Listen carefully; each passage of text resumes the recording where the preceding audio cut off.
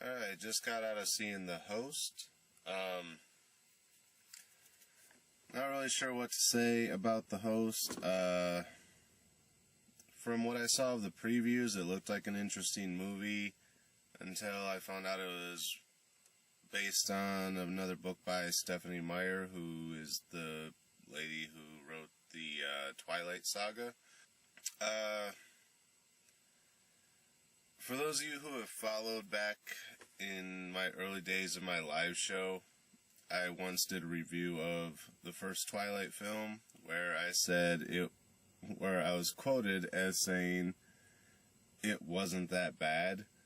Not that it's a good movie by any stretch of the imagination, but I didn't personally feel that it deserved as much of the negativity as it received. It wasn't a good movie, but it wasn't so horrible that it was unwatchable, at least not to me.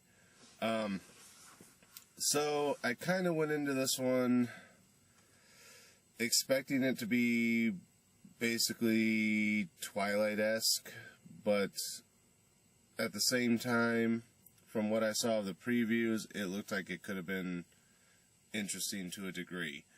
And basically, that's kind of how it turned out. Overall, the movie had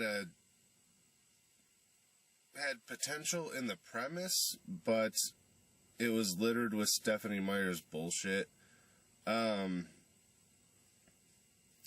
whole, I'm a girl and I want two guys to fight over me. One of them's this wholesome virgin type of guy. The other one just wants to have sex with me because I'm hot. And I'm going to end up going for the guy who loves me. You know, that whole bullshit story that she does in basically everything that she writes, I guess. If it hadn't been for that being littered throughout this movie, it would have been I don't want to say a decent film, but an okay film. Basically, it's kind of what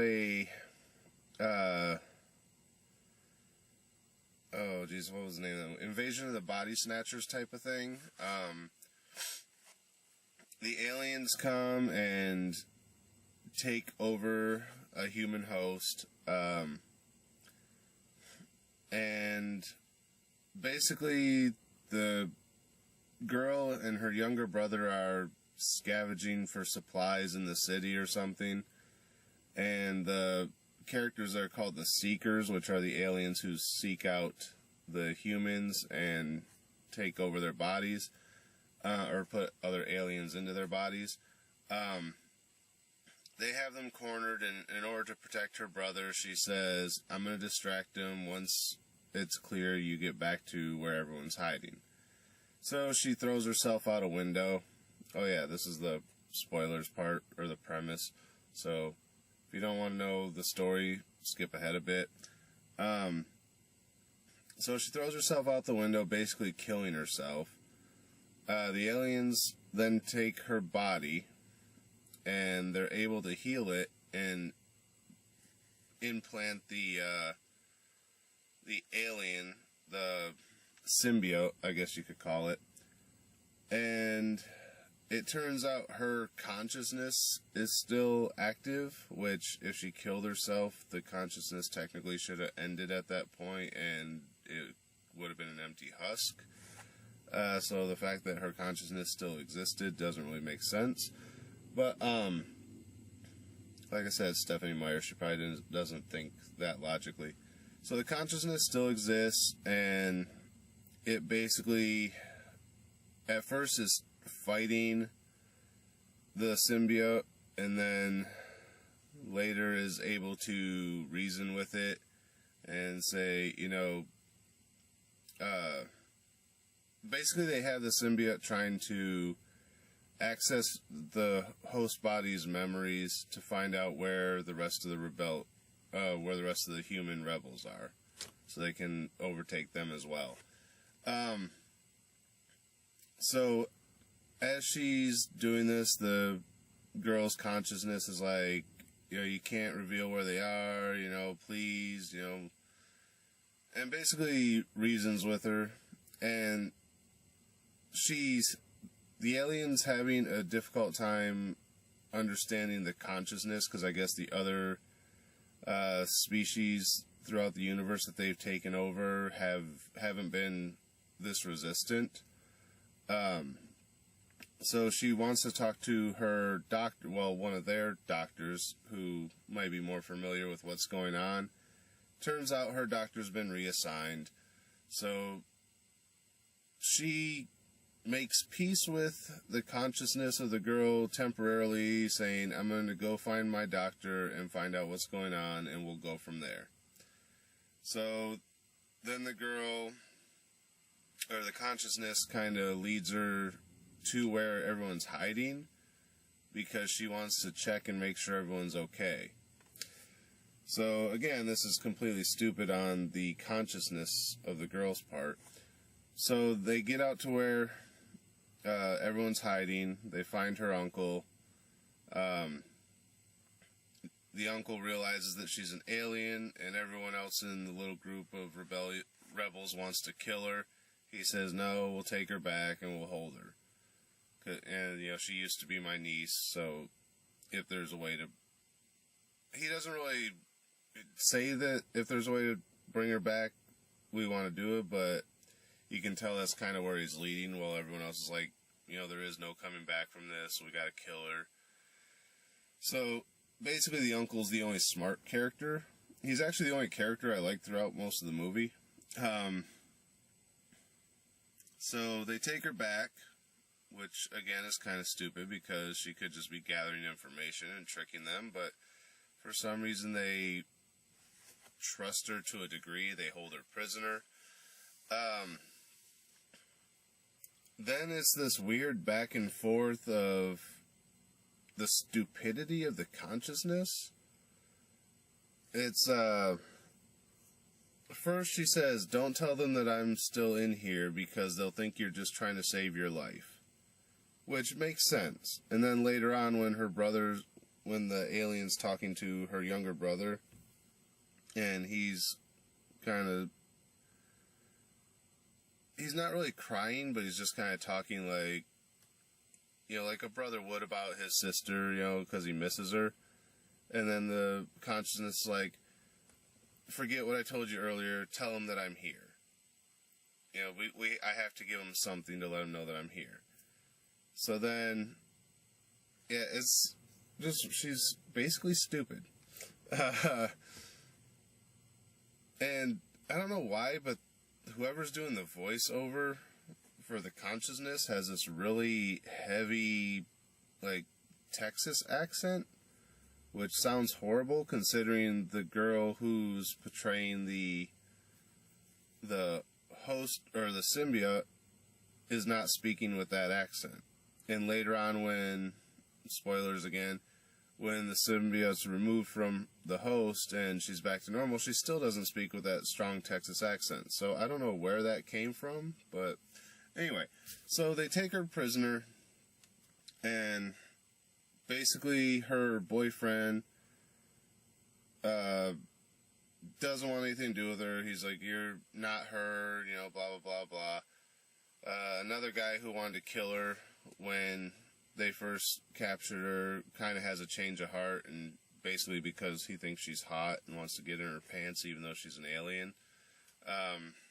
So he kind of changes his ways, and he's like, oh yeah, I trust you now type of thing. And then turns out the alien likes him, but the consciousness is still in love with her boyfriend, so they have a fight over who can do what, because it's technically her body and all this stuff. But then at the same time, she doesn't want the body kissing her actual boyfriend, because it's not her consciousness that's doing the kissing. And yeah, this is where the Stephenie Meyer bullshit comes in, is in this whole love triangle thing. So it turns out the alien has a change of ways, or she realizes that these aren't bad people, and really the aliens don't belong on the planet. They should be somewhere else. So there's another alien that's hunting for this alien because she and the rest of the rebels, but at the same time she's becoming obsessed with them, so the rest of the aliens start to sort of turn away from her, like, you know, you're kind of losing it type of thing. And she does end up losing it to the point where eventually she just flat out, it's kind of accidentally, but flat out kills one of the other aliens, and I guess they don't ever kill each other. So there's that whole thing. But this other seeker is trying to find the rebels so bad that she's going crazy, basically. And the other symbiote helps them to stay hidden and all this and earns their trust. Then at one point she finds out that as they capture people who have the symbiote inside them, they're trying to remove it and are ended up killing the host body and the symbiote. So then she kind of turns against them for a minute, but then she comes back to her senses and she's like, look, there's a proper way to do what you're trying to do. I'll show you how to do it. But you can't kill them. You have to put them back in these little pods that they arrived in and send them off to another planet. So they basically eventually capture the head seeker that's been going crazy trying to find them and removes her symbiote and ships it off. And because apparently her consciousness had stayed active also, but the symbiote was trying to fight against it for so long, and that's what drove it mad. And that's what the other alien realized, that why she was acting that way is because she was trying to fight it so hard, and that's another reason they didn't belong there. So then the symbiote basically tells them, when you remove me from the body, let me, don't send me off somewhere, just let me die. Because by the time I get to wherever I'm going, thousands of your years will have passed and everyone that I care about here will be dead, and I'd rather be dead than to have that knowledge that you no longer exist. So, of course they go against it, and as they've been removing the symbiotes, one body just doesn't wake up. She's basically brain dead or in a coma or whatever, so they slip the symbiote of the one that turned good into this girl. So now the host body is back with her regular consciousness and back with her boyfriend, and then this new body with the symbiote gets to be with the other guy, so they kind of have the love triangle works out for both of them, or all three of them, for whatever. Anyway, all four of them basically. So then as they're driving around the city, still trying to slowly abduct people and remove the symbiotes and return them to normal life, they get pulled over by some seekers, and at first they're trying to play it off that, she's our hostage, let us go or whatever, and then she's like, no, I'm not their hostage, I'm their friend. Turns out she's not the only one whose consciousness caused her to turn to the other side, and this seeker that had pulled them over is basically just like her. It had turned good, and was with a group of humans that it befriended, earned their trust, and he said that at that point there had been 4 groups total with aliens that had turned. So, yeah, there was probably a lot more aliens that turned, but probably not as many humans willing to accept them. So again, you get into Stephenie Meyer's childish mentality of writing. Yeah, so that's basically the host. Like I said, the uncle character was a really good character. I liked him. The rest of the characters were just regular throwaway type of characters.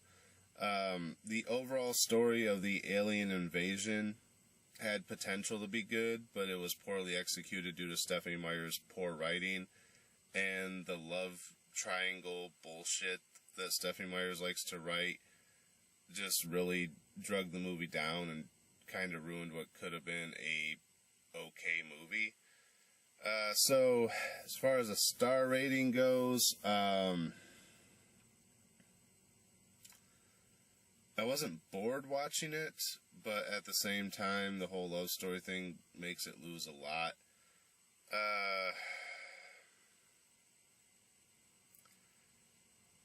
I'd actually, I kind of run into the same problem that I ran into with The Call. I liked most of the movie, but there was something that drug it down for me. So, I'd almost want to put it on the same par as The Call and give it a 2.5. I didn't like it any worse than I liked The Call. I didn't like it any better than I liked The Call. So, yeah, I guess a 2.5. I've been giving most movies a 2.5, which I really don't like having such a middle-of-the-road approach to movies, but really, I mean, there hasn't been much more about them, I guess. So, yeah, if you're a fan of the Twilight series, you'll probably rate it a lot higher because it's Stephenie Meyer and you're into that kind of crap. But, if you're not, if you're one of the people who hated Twilight to the point where all you did was get on the internet and bitch about it, you're probably not going to like this either. For someone like me who was able to watch the first Twilight film and say it wasn't a good movie, but it wasn't a horrible movie, it didn't entice me to watch anything beyond the first one. I haven't seen the second, third, fourth, or fifth of the Twilight saga. I've only seen the first one, so it wasn't enough to keep me coming back for more. But at the same time, I didn't really think it deserved the hate that it received. I mean, yeah, the glittery vampire thing was stupid, but at the same time, I didn't hate it as much as a lot of people did. So, if you're one of those people that hates Stephenie Meyer just to hate Stephenie Meyer, you're probably going to hate this. If you're one of the people that loves Stephenie Meyer, you might be into it. If you're indifferent like me, if you're curious about watching a semi-decent sci-fi alien encounter, alien insurrection type of movie, I guess. It's not abduction, it's not... Yeah, I guess an insurrection. If you're interested in a sci-fi alien insurrection movie, it might entertain you for a few minutes if you can get past the Stephenie Meyer love triangle crap and her childlike mentality when it comes to writing overall. So yeah, I'm going to give it about a 2.5. Leaning more towards a 2, but I'll stick with a 2.5. Not sure what I'm going to get around to seeing next. Working mornings most of this coming week, so I'll probably be able to see a lot of movies this week. I usually try and get to see a movie on days that I work a morning shift, because I'm usually out right around 5 or 6 in the afternoon, and then I have the rest of the night to do absolutely nothing, so easy way to kill a couple hours is to go watch a movie, which I get to see for free, which is why I watch this. So, yeah, that's The Host. Check it out if you like Twilight. If not, don't, unless you get to see it for free somehow or you're just curious. So, yeah, that's The Host. Not sure what I'll get around to seeing next, but I will return with another review soon. Until then, thanks for watching, and we'll see you at the movies.